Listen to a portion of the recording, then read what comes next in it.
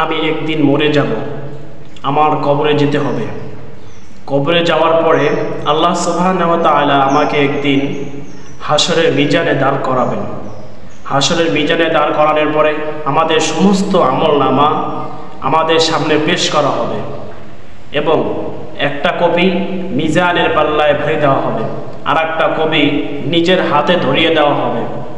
যদি আমলনামা যদি আমাদের ভালো হয় তাহলে আল্লাহ সুবহানাহু ওয়া তাআলার সামনে আমলগুলো পড়তে পারবো এবং মিজানের পাল্লায় আমাদের আমলগুলো ওজন হয়ে দাঁড়াবে সেই জায়গায়। আর যদি আমল যদি খারাপ হয় তাহলে আমরা ওই আমলনামাগুলো পড়তে পারবো না, আমরা সেই আমলগুলো দেখতে পারবো না।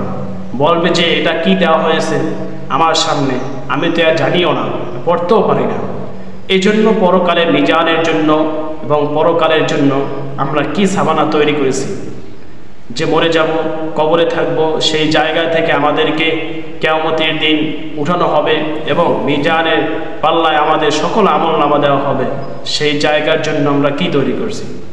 আল্লাহ যেন আমাদেরকে সেই মিজানের পাল্লায় কিয়ামতের দিন যেন আল্লাহ আমাদেরকে বেইজ্জতি না করে, সে আমলগুলো আমাদের করতে হবে এবং আল্লাহকে বেশি বেশি স্মরণ করতে হবে।